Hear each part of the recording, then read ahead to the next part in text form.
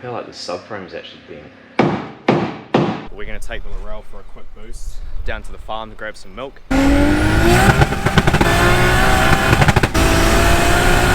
In these boxes we have some fresh Harcon adjustable toe and camber arms. What's going on, guys? In today's video we're finishing off a couple of things that I started doing in the last video that we were working on my S14. So I want to get this subframe into the car. I've had the bushes chilling in here for like a few days now. They're pretty frosty. So I'm gonna bang those in here, and then I've got all of this assembly to go onto this one that we pulled off this one. Still gotta take the diff out and get that in here too. I've got some Harcon adjustable camber and toe arms that I'm gonna be picking up off Ash at Thrash Garage on, I think, Tuesday. So we won't be getting those in this video, but I do plan on, yeah, putting some adjustable arms in this and getting rid of the factory ones. Idea behind that is so we can get the wheel sitting actually with a bit of positive toe, so when the car squats down a bit, the tire will be completely flat against the ground, so it'll be good for tire wear and it'll give us more grip. The other thing I want to get done in this video is finish off doing the power steering. So we got this mounted here, but I realized to be able to drill out the other couple of holes that I need to do, I'm gonna have to take the turbo off. Decided to keep this sort of in the factory position, but just move it over a little bit, just so we can have a bit more space between the reservoir and the turbo. And then I'll also get some sort of heat shield made up just to protect this a little bit more. In Thursday's video, I got this subframe all prepped, gave it a good Scotch Brite after we gave it a water blast the day before and gave it a lick of paint, and yeah, it's turned out pretty good.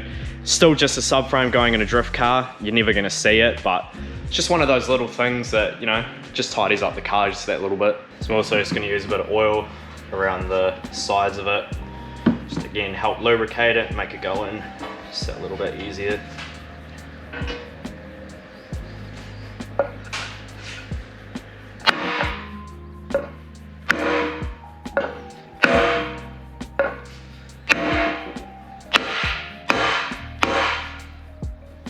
And that's one in. I got the subframe bushes banged into the subframe, so now we can start putting everything back onto this. Just pulled the diff out of the old one, so that'll be the first thing to go in, and then we can put the whole hub assembly on. Billy's here giving me a hand. So Billy's here, we're gonna be doing a bunch of stuff on his R33 today, but you guys have probably already seen that video, or it may come out after this one, I don't know. You'll see it.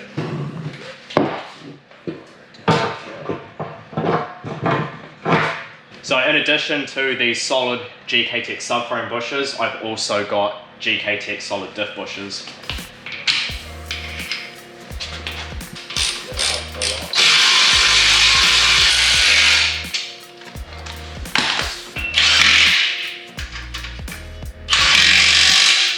So now we've got the diff in, we can start putting the hub assembly back on with our axles, and then once that's on, then we can bang this back into the car.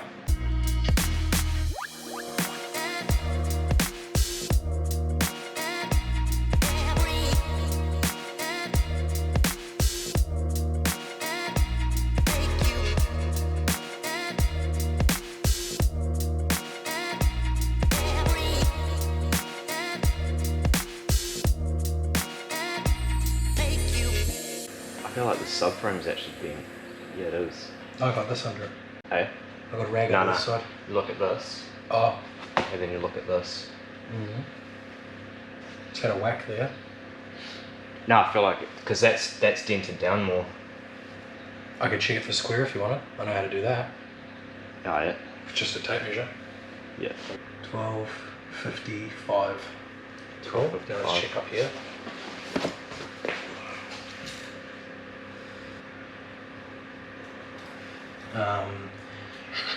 Have you got a ruler? We'll need a ruler for this. Or is something flat? Would this do? Yeah, be close enough. We'll give it something a couple mil. Like if it's at, do you care if it's majorly out? I guess not majorly out, but it just needs to get over that diff a little bit. Yeah. It's only about 5 mil. 5 mil total. Yeah. So 2.5. That's not being. Yeah. No, I It wouldn't be drastic. It would be. Yeah, it's not drastic, but the subframe is definitely bent. Yeah, it might be like for like 5mm bent that way or something. Yeah. But it's not bad. It's not twisted. That's good. Yeah. Because that would be a fuck up. You'd be driving like crab crawling. Yeah. That 5mm we'll be able to sort out with the adjustable arms when they go in. Yeah. Sweet. I mean, I'm probably 2.5mm just because of the way I did it. Yeah. So it's probably cool.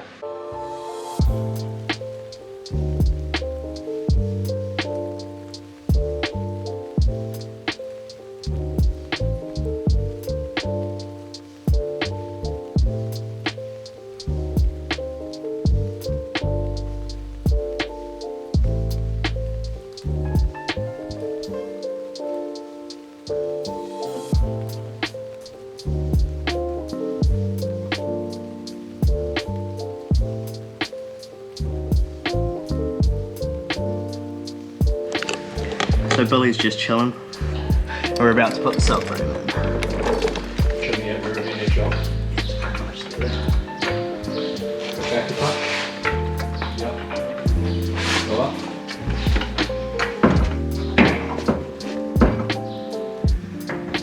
A little more so we can stay out balance. Yeah, so all the holes in there.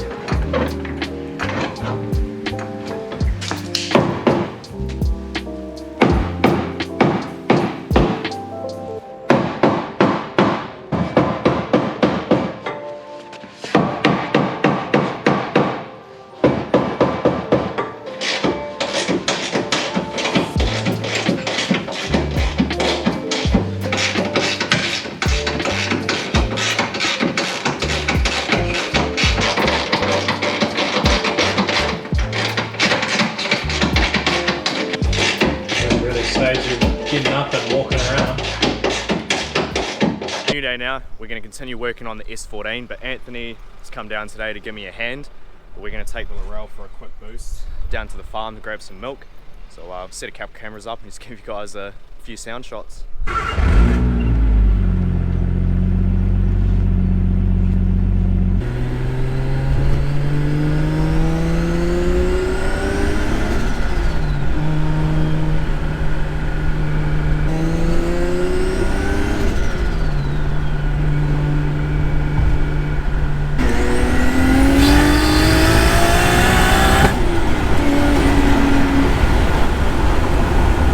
Give the dude out for his morning run a little some taste of the game. He didn't actually look too impressed. Hey, he didn't look too impressed.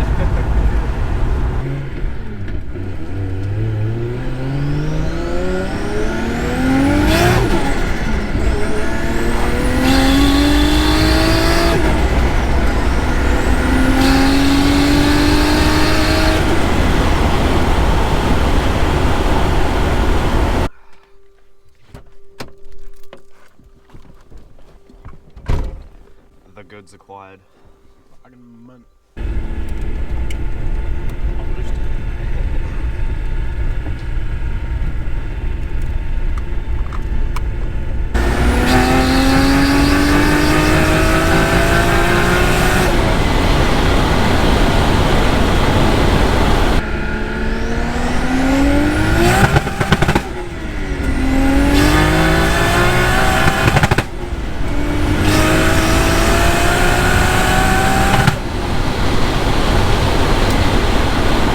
Back from the milk runs now, and we're going to finish off doing a bunch of work on the S14.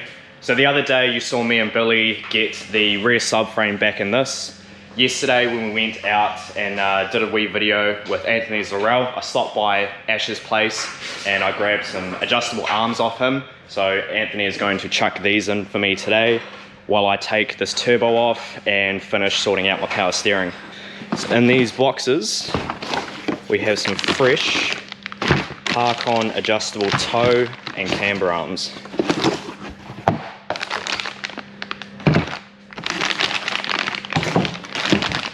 Also picked up these GK Tech eccentric lockout bolts. You need these, well, you don't need them, but they're good to have because the factory camber and toe arms have the adjustable bolts in them, but because we now have adjustable arms, we don't need any adjustment out of those bolts. So this washer just centers it and locks it in place. So then, yeah, all the adjustment just comes from the arms themselves. So Anthony's making a start on taking those arms out, and I'm going to work on getting this turbo off so I can finish mounting the power steering reservoir and finish up the power steering system in this.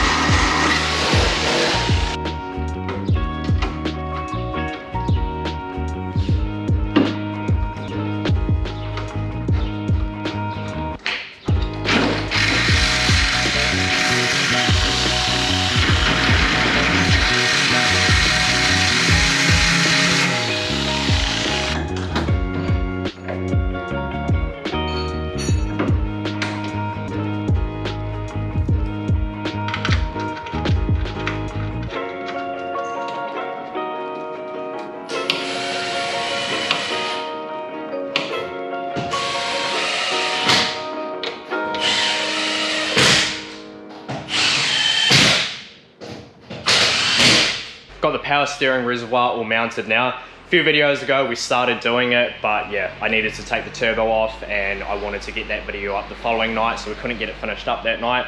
But yeah, now it's all done. So I've got riv nut inserts in all 3 spots, solid as, and yeah, it's moved it about that much further away from the turbo, so that's real good. So the other thing I'm gonna get done is I'll just get a bit of plate and bend it up, and just so I can bolt it to those 2 bolts there. And yeah, it'll just shield it from the turbo, so we shouldn't have any issues with the power steering overheating or anything like that. Anthony got the camber and toe arms in on this side. Realized that I'm going to need to get another bolt for the camber arm to the knuckle, because the Harkon arms themselves here are a little bit thicker, so the bolt only goes about halfway through the nut. Just go to Black tomorrow and get some new bolts.